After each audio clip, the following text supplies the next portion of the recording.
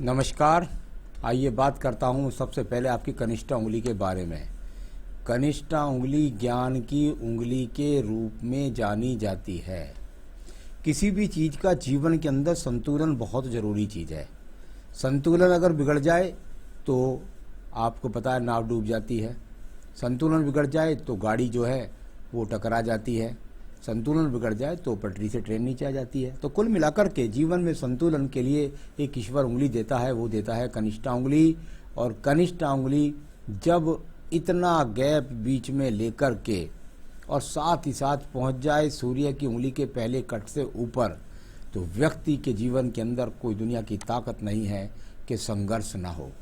यानी कुल मिलाकर के पूर्व जनित कर्मों के लिए व्यक्ति को बहुत ज़्यादा संघर्ष अपने जीवन में करना पड़ता है और वो सही डिसीजन लेते लेते गलत डिसीजन पर पहुंच जाता है, जल्दबाजी कर जाता है। कुल मिलाकर व्यापार में अच्छा लाभ नहीं होता। बुद्धिमान व्यक्ति उसको लोग मानते नहीं हैं। तो कुल मिलाकर बहुत ज़्यादा खराब संकेत इस उंगली के अंदर मिले। अब बात करता हूँ मैं सूर्य की उंगली के बारे में। यश मान सम्मान के लिए सूर्य की उंगली को जाना जाता है। सूर्य की उंगली के दोनों तरफ गैप बने हुए हैं। जब इस प्रकार के गैप हों तो कुल मिलाकर माता पिता की सेवा नहीं कर पाते अपने अनुरूप। माता पिता से संबंध, झगड़े झंझट, घर में कलेश, भाई बहनों में कलेश, इस तरह की स्थितियां भी रहती हैं। और अपना जहां आप जिस स्थान में रहते हैं वहाँ आपका सम्मान भी बराबर नहीं बना रहता है। बदनामी का कोई योग नहीं है। आइए बात करता हूँ शनि की उंगली की। टर्न लेकर के शनि की उंगली मुड़ रही है और मुड़ जाए शनि की उंगली टर्न लेकर के तो व्यक्ति को शनि की ढैया, शनि की साढ़े साथी अगर बोलते नाम से भी होती है वो भी प्रभावी हो जाती है। और उसमें स्वास्थ्य भी खराब रहता है और साथ ही साथ धन के आगमन में भी ग्रहण लग जाता है। यहाँ पर ये दोनों की दोनों चीज़ें ठीक नहीं हैं जो आपको रोगी भी रख सकती हैं। आइए बात करता हूँ बृहस्पति की उंगली के बारे में। बृहस्पति की उंगली और यहाँ पर यदि मैं देखता हूँ तो इसके सेकंड पर्पल पर कुछ स्क्रैचेस हैं और ये बड़ा गैप। जब इतना बड़ा गैप यहाँ उंगली के बीच में आ जाए तो आप ऐसा समझिएगा कि ऐसा व्यक्ति कमाते कमाते थक जाता है, लेकिन धन ऐसे निकल जाता है जैसे ऊपर आपके घड़े में छेद है, ऊपर से पानी भरते जा रहे हैं, लेकिन धन निकलता जा रहा है। तो धन नहीं रुक पाता है, ऐसा यहाँ पर ये संकेत। साथ ही साथ पत्नी के साथ भी थोड़े से खटापूर्ण संबंध आपके चलते रहेंगे। अब बात करता हूँ यहाँ पर मैं आपके बुध पर्वत के बारे में। बुध का पर्वत, अच्छी बात यह है कि भले ही यहाँ पर कोई शुभ चिन्ह नहीं मिला है, थोड़ा पर्वत उठा हुआ है हल्का सा, लेकिन अशुभ चिन्ह के रूप में यहाँ पर कुछ एक दूसरे को काटती हुई रेखा हैं। इनको मैं राहु रेखा के रूप में अगर गिनूं तो पूरे सभी पर्वतों के रूप में जा रही हैं। शनि पर्व के नीचे भी जा रही हैं, सूर्य पर्व के नीचे भी जा रही हैं और बुध पर्व के नीचे जा रही हैं। जब ये राहु रेखा इस प्रकार से प्रसारित करती हैं तो व्यक्ति को सभी पर्वों पर कुल मिलाकर एक्स के नीचे यहाँ चिन्ह आ गया बुध पर्वत के नीचे, धन के लिए बहुत संघर्ष आपका वर्तमान में भी है। बात करता हूँ इसके बाद में मैं आपके सूर्य की पर्व के बारे में। सूर्य का पर्व यश और मान सम्मान के लिए जाना जाता है। यहाँ पर वो रेखाएं हैं जिनको कहते हैं जीवन के अंदर बहुत भाग दौड़। ये वो रेखाएं भी हैं जो यदि आप अपनी युवावस्था में थोड़ा सा प्रयास करते और मेहनत करते तो आपको राज्य सरकार के किसी काम भी मिल सकता था। कई बार ऐसे व्यक्तियों को मैंने टेंडर्स की संविदा की जॉब करते भी देखा है। हालांकि आपने बताया कि आप एक व्यापारी हैं, लेकिन यहाँ भागदौड़ का ही संकेत यहाँ है। और एक मंगल पर्व से रेखा जाकर के बुध पर्वत को है, यानी भाग दौड़ कर रहे हैं, बहुत ज़्यादा भाग दौड़ करते हैं, उसके बाद भी जो है योजनाएँ बनाते हैं और लेकिन उसका लाभ आपको पूरा नहीं मिल रहा है। यहाँ पर भी मैंने बताया था राहु रेखा काट रही थी, यानी कि सम्मान भी नहीं और कुल मिलाकर थोड़े बहुत रोग का भी सामना लगातार। शनि पर्व को देखिएगा जाकर के, शनि पर्व पर एक बहुत बड़ा एक्स का चिन्ह, यानी मैंने हमेशा कहा कि भाई यदि आपके शनि पर्व पर ही एक्स का चिन्ह बन जाए तो आपके जीवन में भाग्य क्या होगा, ये अपने आप में बड़ा प्रसन्न चिन्ह बन जाता है। यहाँ पर भाग्य वर्तमान में बिल्कुल भी आपका साथ नहीं दे रहा है, बहुत संघर्ष रहेगा आपके जीवन के अंदर। कर्म ही आपका ज़्यादा रोल आपके जीवन में निभाएगा। बात करता हूँ इसके बाद में आपके यहाँ पर बृहस्पति के पर्व के बारे में। बृहस्पति के पर्व को जब मैं देखता हूँ तो यहाँ पर कुछ रेखाएं ऊपर को खड़ी हो गई, ये अच्छी बात है। ये इस तरह की जब स्थिति होती है तो व्यक्ति के जीवन के अंतर्गत उसकी सोच चाहे कैसी भी है, लेकिन उस पर वो थोड़ा सा विजय प्राप्त कर लेता है। तो कुल मिलाकर के यहाँ पर बहुत अच्छे संकेत तो नहीं, लेकिन सामान्य वो संकेत है जिनकी वजह से आपका विवाह हो जाएगा और संतान का सुख भी मिल जाएगा, परंतु अशांत यहाँ पर पर्वत पूरा है। बात करते हैं इसके बाद में आपकी हृदय रेखा की। हृदय रेखा को जाना जाता है मन की शांति के लिए, मन की शांति के लिए, पत्नी से संबंधों के लिए, शरीर में के अंदर रोगों के लिए, और साथ ही साथ जाना जाता है कि आप कैसे विचार रखते हैं। आपका अपना विचार चल ही नहीं पाता है, आप तो कुछ कुछ योजना बनाते हैं, वो होती नहीं है। घर के अंदर कलेश रहता है, पत्नी से सामंजस्य से नहीं बीतता है, हल्का सा दीप भी आखिर में बन गया है। तो कुल मिलाकर घर के अंदर न पत्नी का सहयोग, न बच्चों का सहयोग, न माता पिता का सहयोग, मन में बहुत अशांति, और साथ ही साथ रोगों का प्रकार आपके ऊपर पूरा प्रचंड रूप यहाँ पर लगा हुआ है। तो यहाँ पर सब चीज़ें आपको सता रही हैं। अब बात करता हूँ मंगल पर्व की। मंगल पर्व कहीं भी ऐसी कर्म रेखा नहीं जिसके हिसाब से कह सकूँ भाई कर्म का लाभ मिल रहा है। कर्म करने का प्रयास करते हैं, कितनी बार मन से टूट जाते हैं। इस प्रकार का मंगल पर्वत भी यहाँ पर है।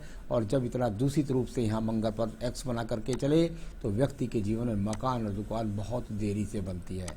तो ये सब चीज़ें यहाँ पर अच्छे स्वरूप के साथ नहीं मिली। बुद्धि रेखा को देखिएगा, कितनी बार बुद्धि रेखा दीप बनाती है, कितनी बार टूट जाती है, फिर चलती है आगे को, फिर टूट जाती है। और यहाँ इस प्रकार से इसको बहुत सारी राहु रेखाओं ने भी काटा है।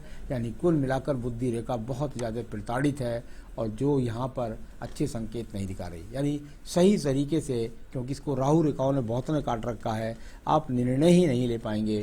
क्योंकि यहाँ पर आयु रेखा और भाग्य रेखा सबको काटते हुए बड़े बड़े एक्स बने हुए हैं।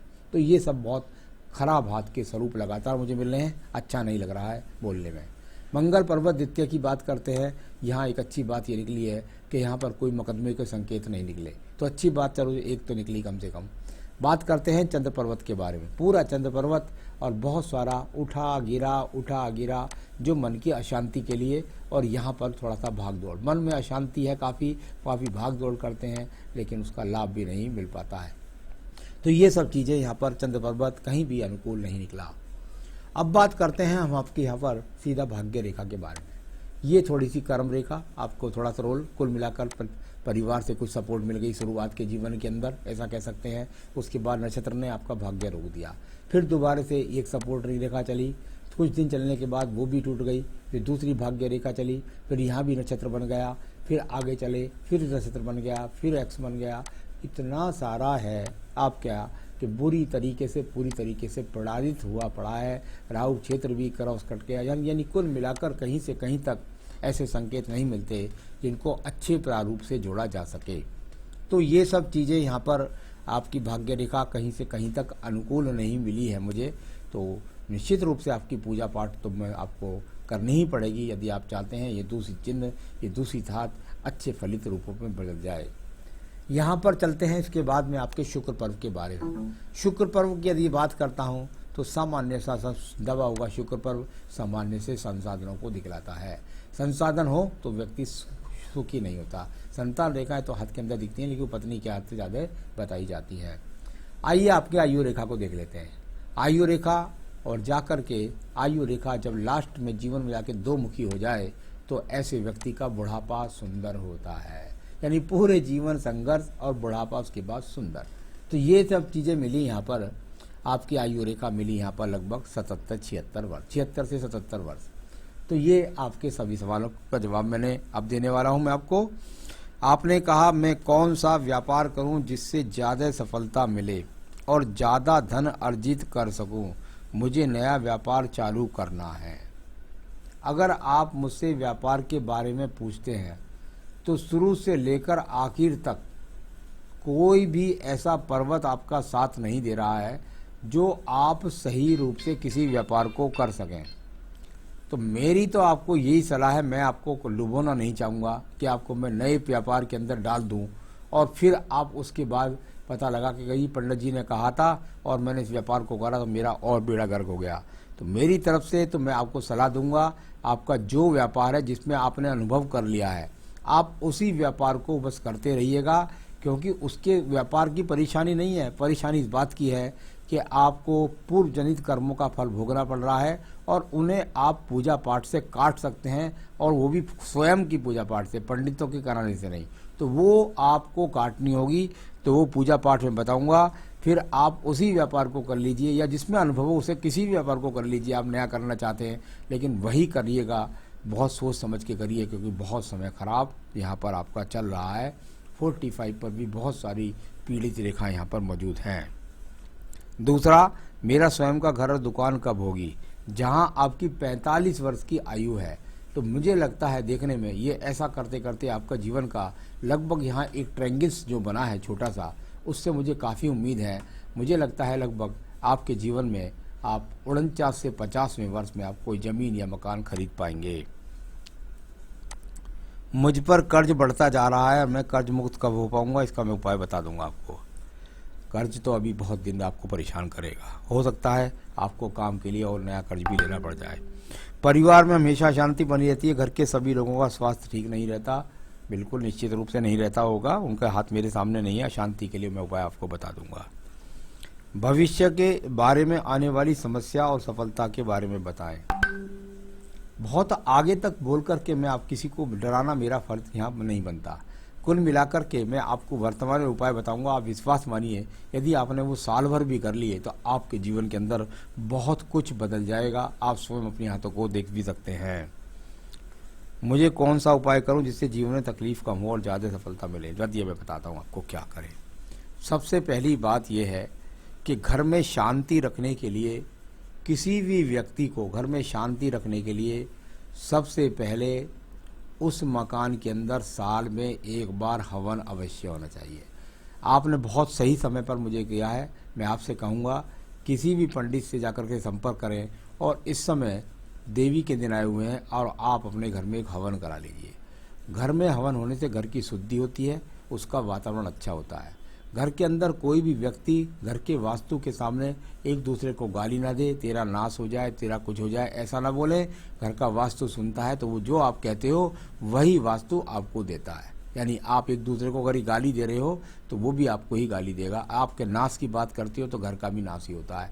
तो घर के वास्तु को ठीक करिए, कुल मिलाकर के अपने पूजा के स्थानों को ठीक करिए, साथ ही साथ हवन कराइए प्रत्येक वर्ष। और आपको जो पूजा बताने वाला हूँ आपके स्थान के लिए सुनिए।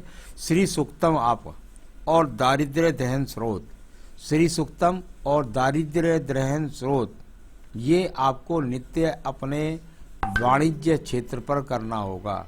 श्री सूक्तम और दारिद्र्य दहन स्रोत दोनों मैं भेज रहा हूँ, उनको कर लीजिएगा। किसी भी रिंग की, किसी भी अंगूठी की पहनने की आपको कोई भी ज़रूरत नहीं है। तो आप बस इन दोनों को, जो पूजा मैंने बताई है, इनके लिंक मैं दे रहा हूँ, इनको करते रहिएगा। इससे आपको काफ़ी लाभ मिलेगा। और यदि आपकी पत्नी है तो उनसे कहिएगा कि वो जो है, जो जितने भी घर के अंदर जो आप यदि और चाहते हैं कि शांति, तो आप एक पुखराज धारण कर सकते हैं, क्योंकि जो गैप है ना, ये गैप धन को रुकने नहीं देगा। जब तक आप यहाँ पर, या तो अगर आप पुखराज पहन सकते हैं, मुझसे संपर्क कर सकते हैं, मैं आपको मंदा सस्ता भी बता दूंगा कोई है, वो आप धारण कर लीजिए। नहीं पहन सकते हैं तो कम से कम एक बहुत मोटा छल्ला इस प्रकार का पीतल का भी पहन सकते हैं, जो इस पूरे क्षेत्र में जो छिद्र है उसको भर सके। बस इतना करें, जीवन में सुखी रहे, यही मेरी शुभकामना है। नमस्कार।